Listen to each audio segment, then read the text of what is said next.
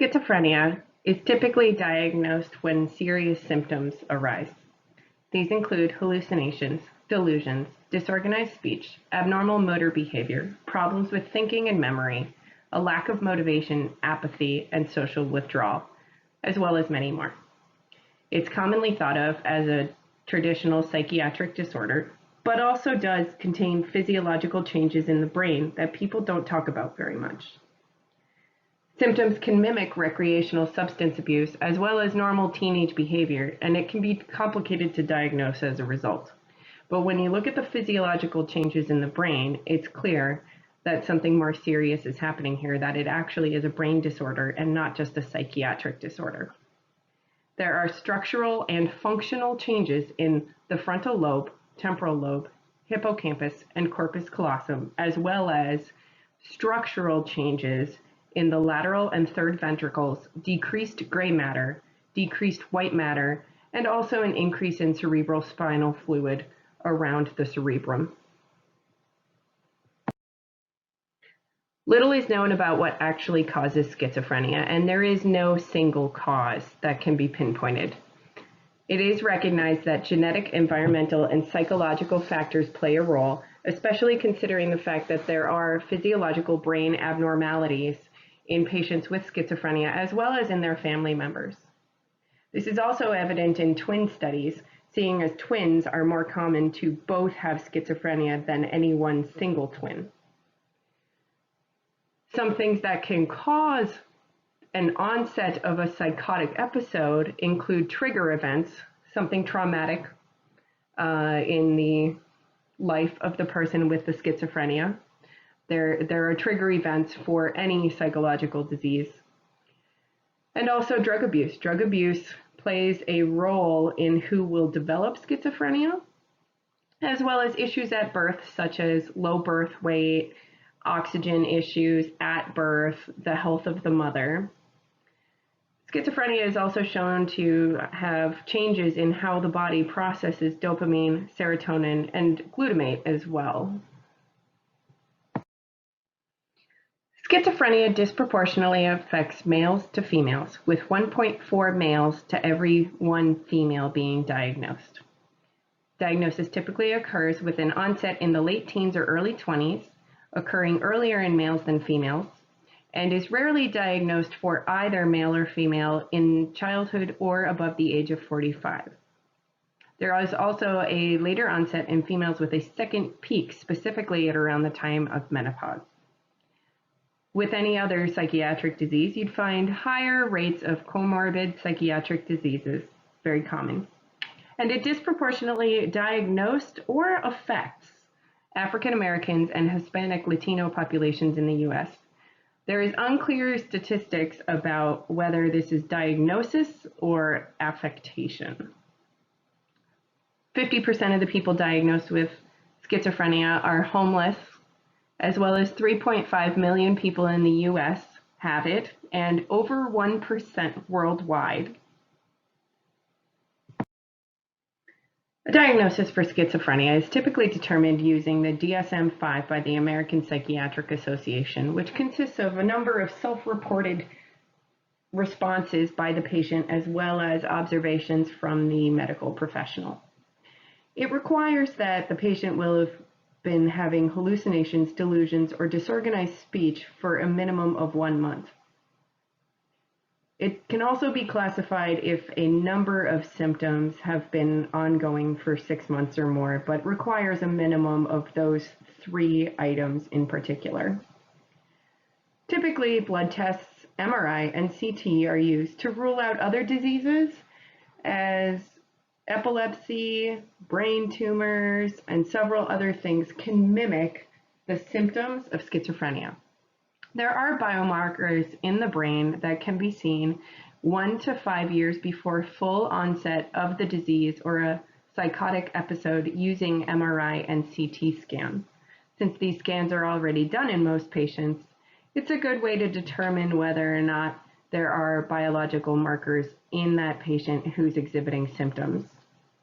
Brain abnormalities also present in family members of patients with schizophrenia, which can aid in diagnosis.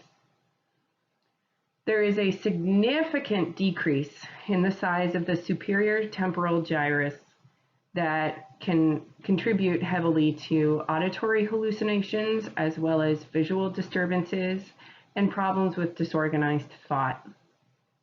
There's actually a group at MIT that's been conducting studies of patients who have symptoms of schizophrenia but who haven't been formally diagnosed, because with a functional MRI, they can do predictive testing to see who will become psychotic.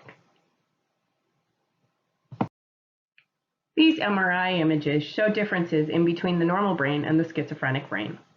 The two brains on the left, the one all the way on the left shows the increase in ventricle size in a schizophrenic brain, as well as the decrease in gray matter and white matter.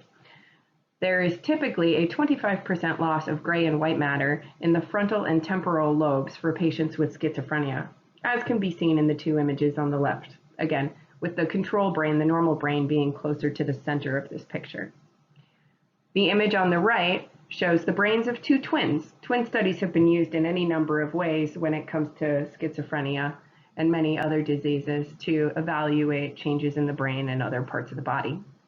The brain on the left of the right image, closer to the center of your screen, is the normal brain of the twin without schizophrenia, and the brain on the right is the patient with the schizophrenia. Again, you can see enlarged ventricles as well as decreased gray matter and decreased white matter. Functional MRI is a really great way to show changes in activity in the brain in patients with schizophrenia and their relatives in comparison to a control group with a normal brain. This image in particular shows the difference in activity in the dorsal lateral prefrontal cortex in patients with and without schizophrenia.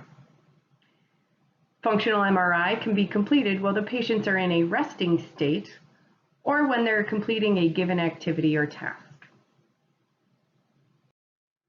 There is no reliable prevention for schizophrenia. Early intervention, avoidance of drug use, and maintenance antipsychotics can help avoid a psychotic episode, although the life expectancy is decreased by 20 to 30 years in patients diagnosed as compared to those who are not. Cardiac events are more common, and Brugado syndrome, which is a calcium channel disorder, may play a role in that, as it is also a comorbidity. 80 to 90% of schizophrenic patients are smokers, have a poor diet, a sedentary lifestyle, and a very slightly increased rate of suicide, although that does not contribute significantly to the decreased life expectancy. Many patients have moderate to severe disability, causing 85% of people to be unemployed. And of course, with any disease, the prognosis is better in developed countries. 50% of patients are classified as recovered, typically with the ongoing treatment, including maintenance antipsychotics, as well as 25% typically need lifelong assistance and are not capable of living on their own, and 25% of patients are incapacitated indefinitely and need serious assistance. There are many different treatment options for people with schizophrenia. Typically, cognitive behavioral therapy is used, and 50% of patients respond favorably to antipsychotics as well. Antipsychotics are categorized into typical and atypical antipsychotics, with typical antipsychotics affecting dopamine and atypical antipsychotics affecting serotonin. Smoking is something to consider when diagnosing and treating schizophrenia, as it increases the metabolism enough that it will change the medication level needed to control a psychotic episode. There is such a thing as treatment-resistant schizophrenia, and those patients are typically given clozapine. Clozapine is a more effective medication for schizophrenia, although it has negative side effects when it comes to how it affects the heart, and people are more likely to die from heart-related disease as well under the influence of clozapine. Lumateperone is a new medication recently authorized by the FDA, and it affects multiple neurotransmitter symptoms, such as dopamine, serotonin, and glutamate. It is the newest medication on the market and is a great antipsychotic option.